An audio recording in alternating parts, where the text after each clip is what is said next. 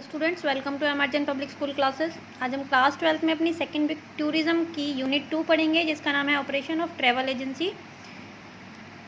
देखिए, इसमें हम पहले कुछ पॉइंट्स देख लेते हैं जो हमें इस चैप्टर में पढ़ने हैं। फर्स्ट ऑफ ऑल हम देखेंगे role, function and responsibility travel agent and tour operator. Second हम देखेंगे ticketing, fare calculation. Third is documentation, packaging and tour. Fourth है हमारा फॉरेन एक्सचेंज। फिफ्थ है हमारा hotel, cruise, bus and rail reservation, car rental. Sixth है travel documentation. Seventh है marketing and publicity and the last is market and research. तो first of all हम देखेंगे agents हैं। ये एजेंट्स होते क्या हैं, ठीक है। तो an agent is a person acting for or employed by the principal if a company appoint another person to act for it in the course of business, that person become an agent whether the appointment is full time or part time, the whether or not the agents receive a fixed salary or a free from company. तो देखिए, हमने पहले 11th class में discuss किया है थोड़ा सा, लेकिन अब हम डिटेल में देखते हैं कि एजेंट होते कौन है। देखिए, एजेंट एक पर्सन होते हैं जो एम्प्लॉयड होते हैं, मतलब जो ट्रैवल एजेंसीज़ में और टूर ऑपरेटर्स में काम करते हैं। ये एक तरीके से आप कह सकते हैं कि अपनी फील्ड में क्वालिफाइड भी होते हैं, जैसे हम ग्रेजुएशन, पीजी या डिप्लोमा कोर्सेज करते हैं, इस तरीके से भी होते हैं। तो या अपॉइंट होती है, ये तो फुल टाइम के लिए, पार्ट टाइम के लिए, दोनों में अपॉइंट हो सकती है। और ये कमीशन बेस पे भी अपॉइंट किए जाते हैं और फिक्स सैलरी भी होती है। और इनकी ऐसी होती है fix salary plus commission base भी होता है, ठीक है।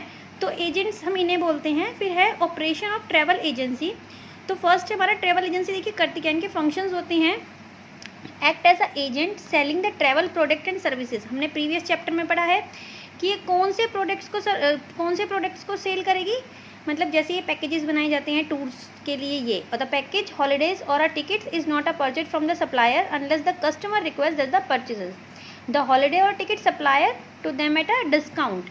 So the profit is therefore difference between the advertised price which a customer pay and the discount price at which the supplier to a agent, this is known as the commission। अब देखिए, जो हम एक fix price में मतलब fix price में हम अपने कस्टमर को कुछ भी चीज़ को सेल कर रहे हैं, ठीक है। लेकिन अगर हम किसी एजेंट के थ्रू लेते हैं तो वो एजेंट क्या करता है कि हम आपको इतना % डिस्काउंट करके देंगे, तो उसके अंदर उसका कमीशन इंक्लूड होता है, जो कमीशन उसे थ्रू द कंपनी मिलता है, यानी कि ट्रैवल एजेंसी के थ्रू मिलता है। नेक्स्ट क्या है हमारा major tour companies can afford to this because if they were to sell 1000 trips at a cheaper rate they still come out better than if they sell 100 trips at a higher rate. देखिए, अगर हम individually 1 या 2% trips पे या tour पे जा रहे हैं, उसके अकॉर्डिंग अगर हम देखते हैं कि हम एक ग्रुप बना के जा रहे हैं, 10 या 20 पीपल्स का हमारा ग्रुप बन रहा है, तो वो हमारे लिए ज़्यादा बेनिफिशियल रहेगा, क्योंकि उसमें हमें ज़्यादा डिस्काउंट भी मिलेगा और हमारा जो बजट होगा वो भी अच्छा बन के निकलेगा। कैसे कि जितना हम एक इंडिविजुअली पर्सन पे एक्सपेंड करेंगे, उतना ही थोड़ा सा ऐड करके हम ग्रुप में एक्सपेंड करेंगे, खर्च करेंगे, तो हमारे पास जो हमारी सेविंग होगी वो ज़्यादा होगी। तो इसमें क्या होता है, ट्रिप्स ऑर्गेनाइज किए जाते हैं सस्ते रेट पे, कि भाई एक ग्रुप हमने बना लिया है, जैसे 5 to 10 पीपल्स का हमने बना लिया है, ईच पे 5000 पड़ेगा। उसमें हम आपको एकोमोडेशन, आपका ट्रांसपोर्ट, आपको मील्स 2 टाइम्स या 3 टाइम्स का मील्स उसमें डिपेंड होता है। तो पैकेजेस के थ्रू हम उसे सप्लाई करना स्टार्ट करते हैं, तो ये इनके लिए बहुत बेनिफिशियल होता है, बहुत इसमें इन्हें फ़ायदा होता है। मैनी ब्रिटिश और American agency and tour operator are bonded with the international airline transport association. अब क्या होता है, ये जितनी भी एजेंसीज और टूर ऑपरेटर होते हैं, इनका टाई अप रहता है। जैसे कि अब हमारे यहाँ से ग्रुप जा रहे हैं, एकोमोडेशन के लिए उन्हें स्टे कहाँ पे कराना है, फूड का अरेंजमेंट है, फिर उनकी एक्टिविटीज़ का अरेंजमेंट है। इसी तरीके से ट्रांसपोर्ट के लिए भी ये बॉन्डेड होते हैं भाई। जैसे इंटरनेशनल कहीं हम जा रहे हैं, इंटरनेशनल उसमें जा रहे हैं टूर पे, तो हम एयरलाइन से हमारे वो रहेंगे, कनेक्शन रहेंगे, तो बॉन्डेड रहते हैं international air transport association for those who issue air tickets, air travel organisation licence for those who order to tickets. Next है हमारा ऑर्गेनाइजेशन ऑफ ट्रैवल एजेंसी। अब ट्रैवल एजेंसी क्या क्या चीज़ें ऑर्गेनाइज करती है, देखिए, ये रिजर्वेशन देखेगी कि भाई जो हमने कस्टमर्स यहाँ से भेजे हैं दूसरी जगह घूमने के लिए, स्टे करने के लिए, उनकी रिजर्वेशन प्रॉपर होनी चाहिए। प्लानिंग करके रखेगी, पूरा कैलकुलेटिंग करके रखिए कितना चार्ज हो रहा है, कितना हम ले रहे हैं, कितना खर्चा होगा, किसका कितना अमाउंट है। प्रोडक्ट टिकट्स वगैरह का देख के रखिएगी। क्लाइंट की डेस्टिनेशन देखेगी, कहाँ पे वो डेस्टिनेशन मतलब कहाँ पे रुकेगा, रिसोर्ट, एयरलाइन कंपनी, मतलब सारी चीज़ों का वो एक तरीके से अरेंजमेंट करके रखेंगे। कम्युनिकेट रहते हैं, वो कम्युनिकेशन करेंगे क्लाइंट से वर्बली भी और रिटर्न भी, यानी कि वर्बली भी उन्हें सारी चीज़ें बताई जाएंगी और रिटर्न डॉक्यूमेंट्स भी उन्हें प्रोवाइड होंगे एज अ प्रूव। तो maintain accurate resort on reservation. Not only do travel agency staff need technical skill in the reading timetable, calculating fares and the ability to write the tickets, they also need good interpersonal skill in choice of sale and in being able to use technology. Agent also need to able to explain to growing complexity of air fares and the condition attached to them simple plain English.